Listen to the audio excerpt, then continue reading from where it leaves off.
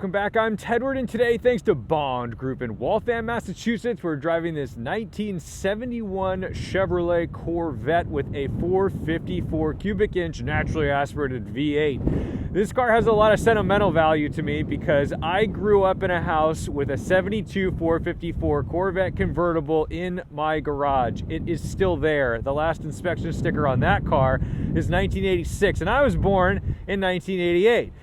It has never been on the road, and I have always wanted to drive a 454 Vette with a 4-speed on the floor. Now, I know that C3s are not exactly the most beloved of the Corvette generations, but for me, this is a big deal because my dad never fixed the car, and it's always been sitting there as a project. Well, we'll get around to it, and we never did. Proper project car stuff. But today is the day I drive a 454 C3 Corvette. So let's take a look around. First of all, of course, it's a fiberglass body. The frame is all the stuff underneath is essentially C2. They just kind of upgraded and changed the styling. So the Stingray Vette becomes this.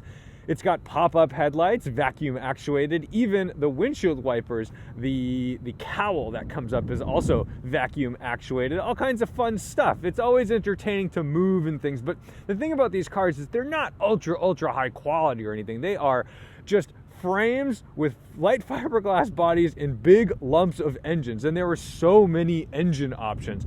This one, I believe, is an LS5 because this is the 365 horsepower version, and I can confirm that over here because they love to write a lot of numbers on these cars, just so your passenger knew that you were hot. 365 horsepower, the 454, 460 pound-feet of torque, and an 8.5 to 1 compression ratio. I thought that was fun that they put these things here. And also, just a killer 4-speed on the floor. This always feels so brutal. I love these transmissions because they're not dainty. These are meant to just be drag race. But let's get it started because this thing just needs to be heard.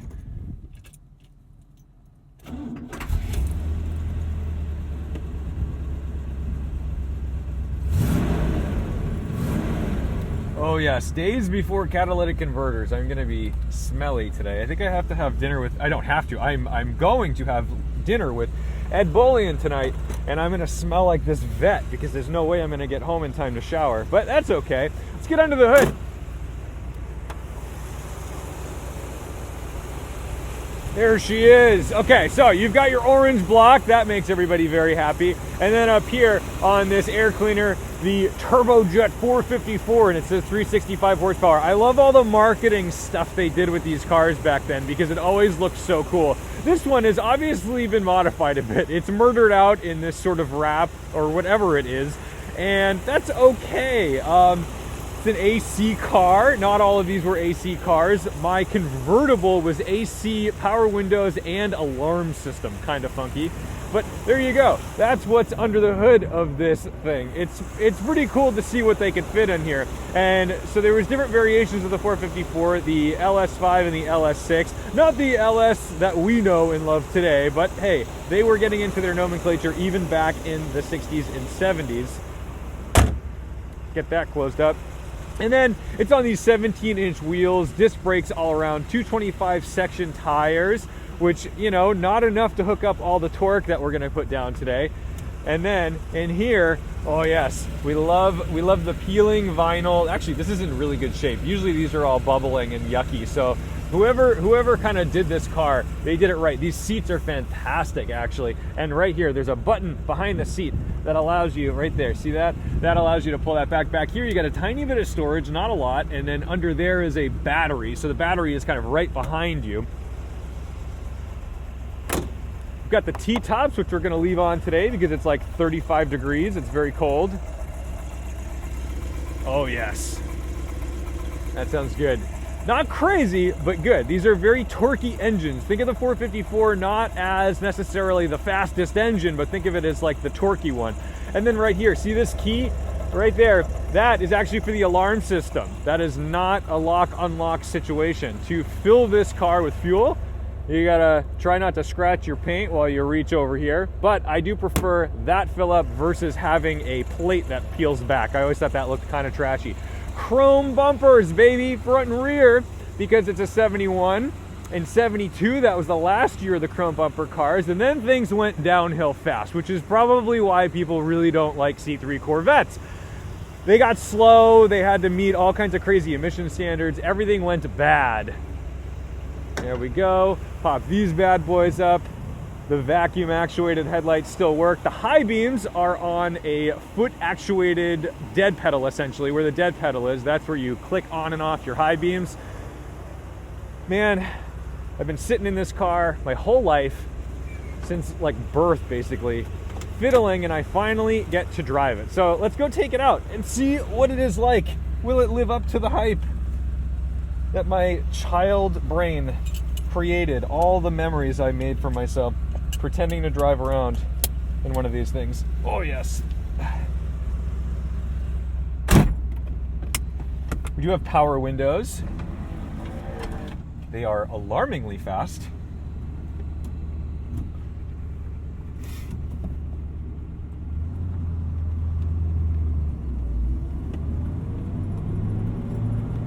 Power steering is super light.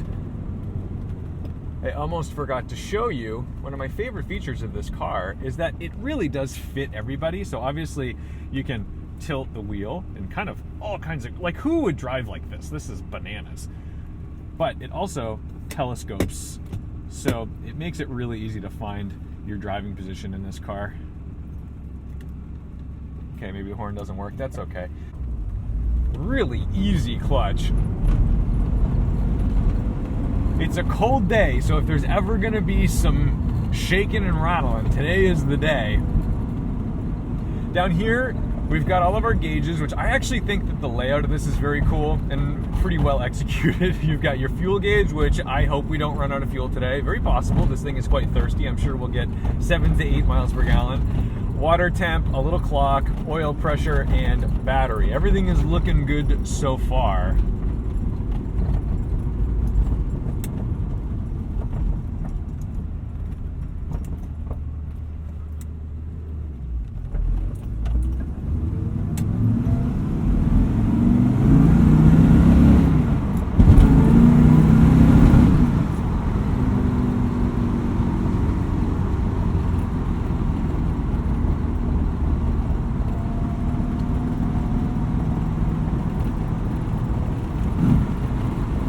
Really easy to rev match. We do not want to fight with that.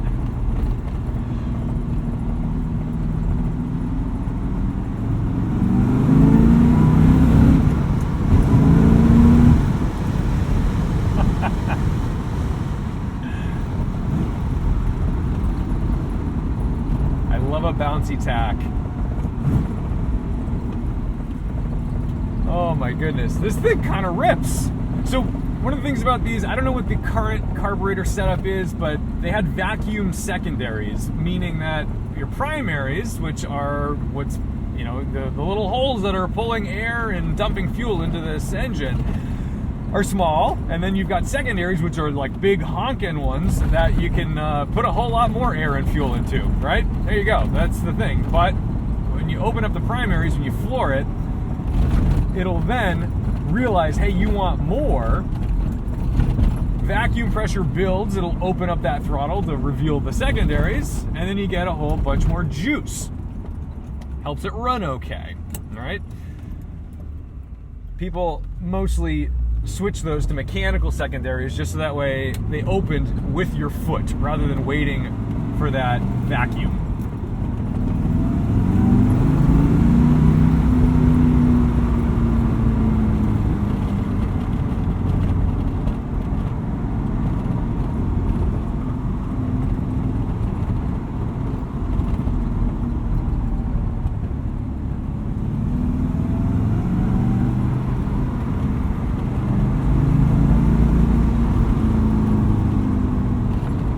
This is kind of awesome.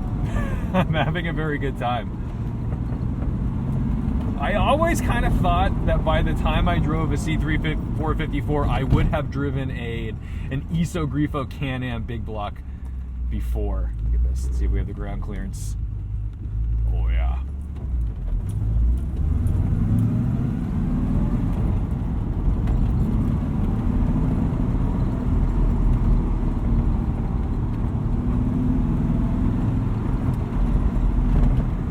knocking my head on this.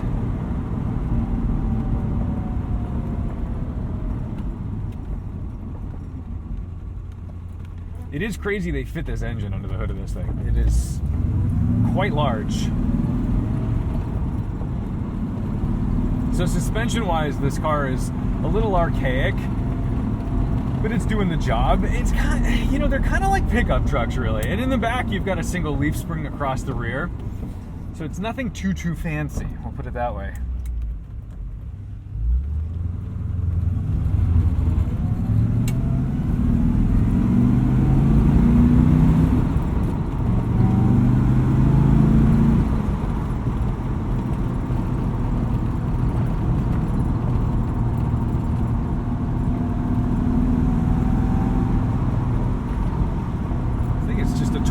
What's crazy is I can be going uphill at 1500 RPM, barely breathing on this throttle, and it's doing everything for me. This is crazy, and I hope I don't get rear-ended now because this guy decided he needed to do this.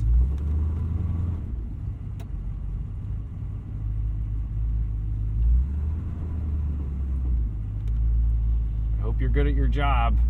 There you go.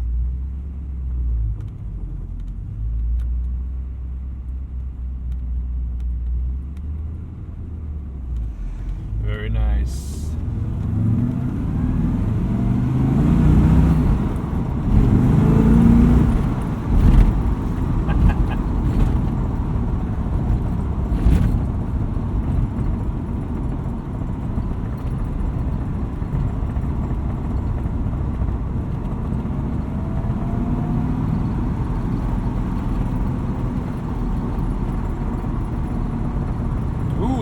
Truck could not be more opposite than the powertrain of this. The shift engagement is so good. This is the thing. You can kind of, you know, crap on the car for some of the rattles and the build quality of like 70s Chevrolet products and stuff, but man, does this just feel the part when you're talking about interacting with this transmission. Everything just responds. It's kind of nice.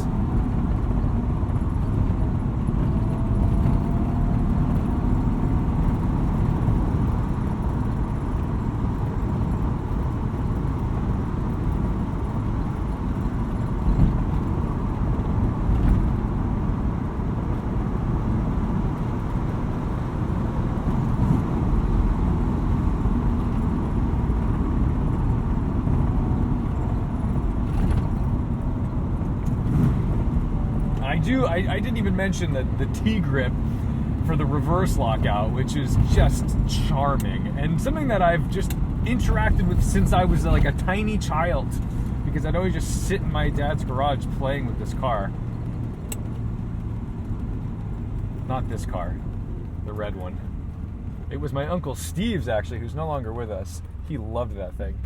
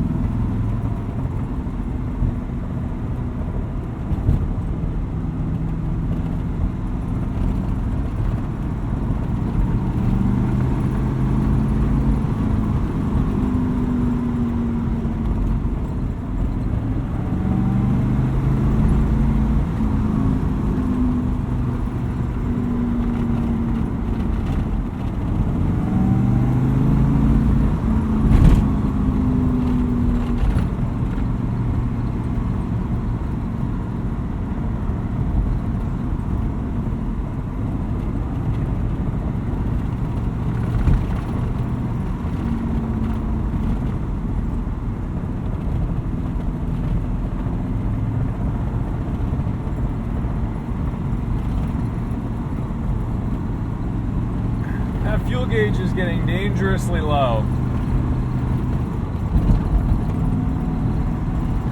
hoping Justin does not have to come bring me a gallon of fuel.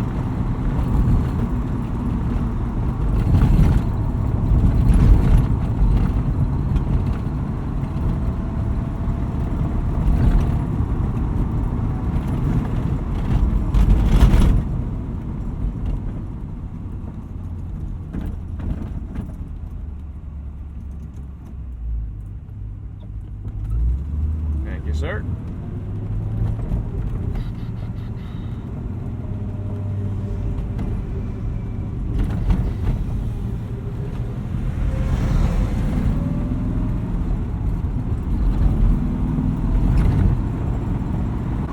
Look at this, fourth gear, 50 miles an hour indicated.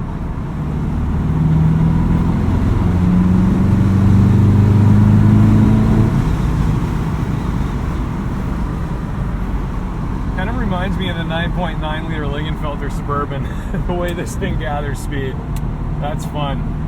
All right, I think we are gonna go put a little splash of fuel in here because like I genuinely don't think we're making it home. But we have found a green Camry and this makes the whole day worth it. Because why? Why does that exist? Who are you? Why are you? I respect you. I understand you. I would also do that.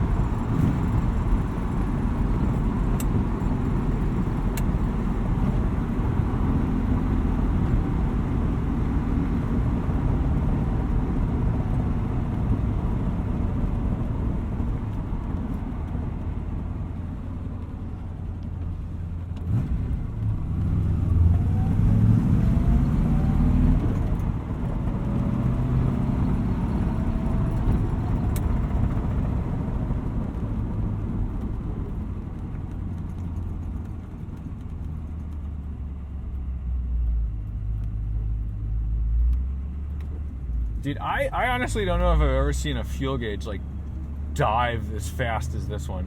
This is crazy. This thing just consumes.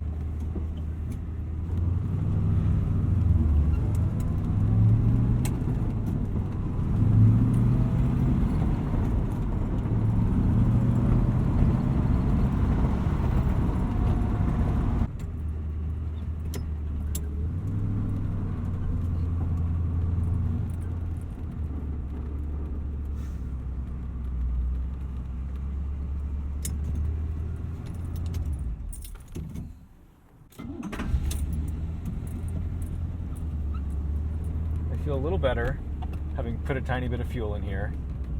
I really wasn't sure if this was going to go well.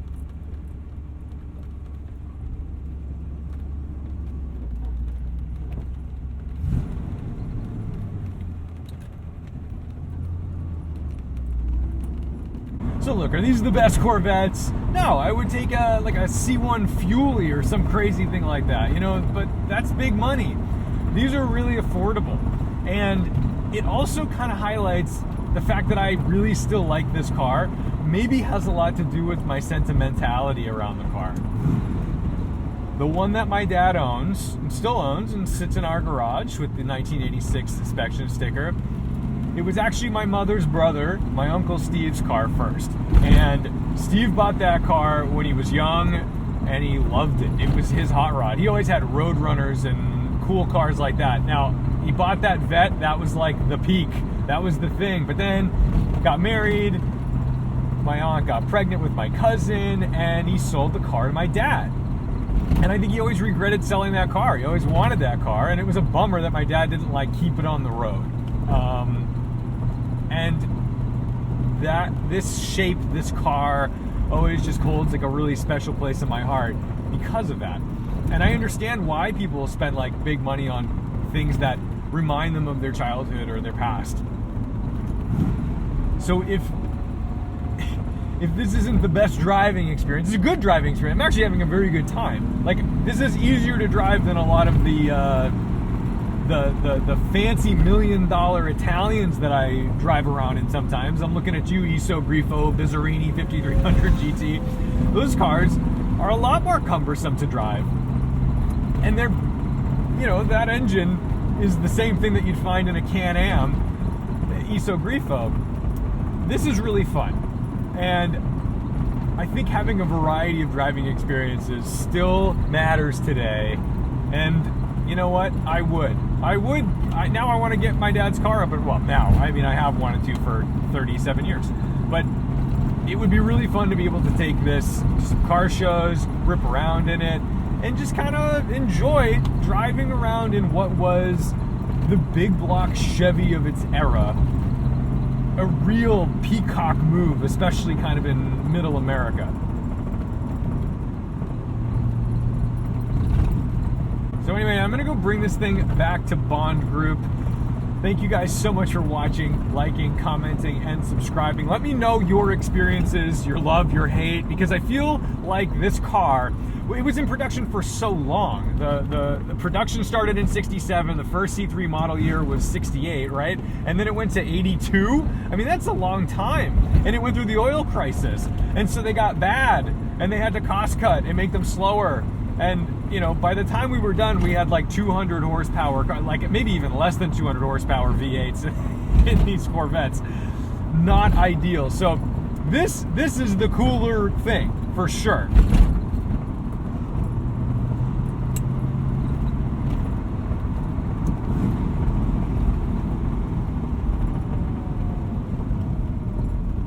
It's just so easy to drive.